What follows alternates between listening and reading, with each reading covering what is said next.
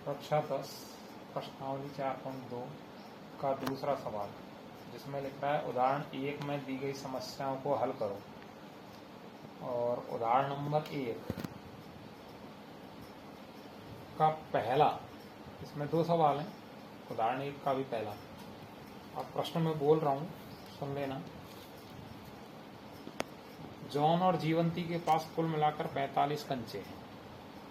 दोनों 5-5 कंचे खो देते हैं, तो अब उनके पास कंचों की संख्या का गुणनफल 124 है। हम जानना चाहेंगे कि आरंभ में उनके पास कितने कितने कंचे थे। यानी 2 कैंडिडेट हैं, एक का नाम जॉन, एक का नाम जीवंती। उनके पास कुल मिलाकर 45 कंचे हैं। दोनों क्या करते हैं, 5-5 कंचे खो देते हैं। तो जैसे खोने के बाद बचते हैं तो उनका गुणनफल 124 है।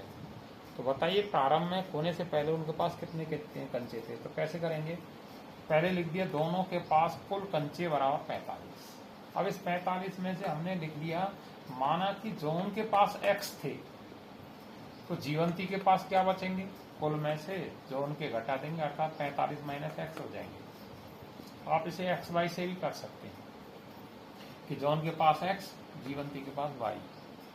पर ये एक चर वाला यह समीकरण है, तो इस कारण याद हल कर रहे हैं।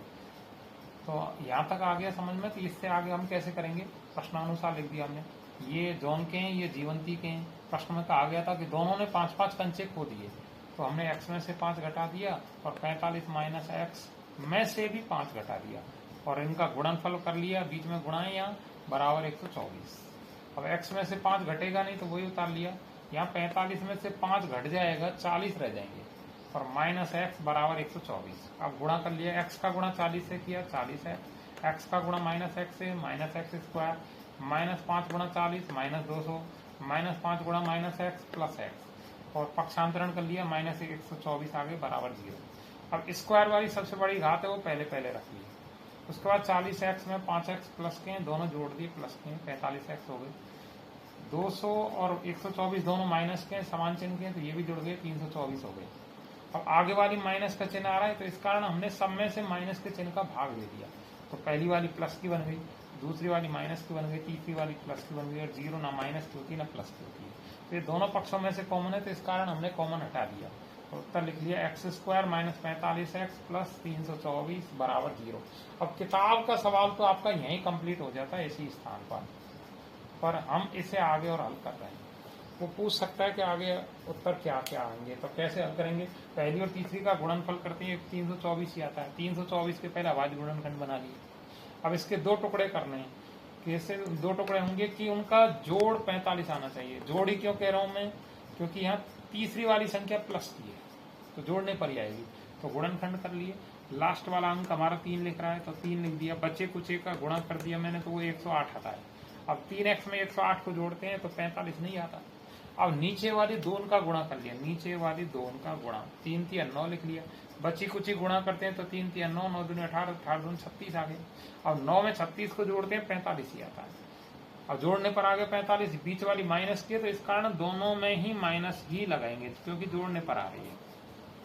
तो x square minus 9x minus 36x plus 324 बराबर 0। अब शुरू की 2 में कॉमन है लिया हमने x का भाग एक्स स्क्वायर में लगाया, तो x का भाग 9x में दिया, तो 9 आ गया माइनस। यहाँ माइनस 36 कॉमन ले लिया, 36 से 36 कट गया, x आ गया। माइनस का प्लस में दिया, माइनस आ गया। 36 का भाग 324 में दिया, तो 9 आ गया। अब दोनों ब्रैकेट कोष्टक समान है, तो ये हमने कॉमन ले लिया, x माइनस 9। इसका भाग दिया तो कोष्टक में आ गया x, इसका भाग इसमें दिया तो माइनस के 36 बराबर 0। अब x माइनस 9 और x माइनस 36 दोनों के बराबर में 0 रख लिया। 9 का पक्षांतरण किया तो प्लस का गया, 36 का भी किया तो प्लस का गया। अब दोनों में से एक भी माइनस का नहीं है, तो इसका निरस्त नहीं करेंगे, तो उत्तर भी यहाँ 2 बार बनाने पड़ेंगे।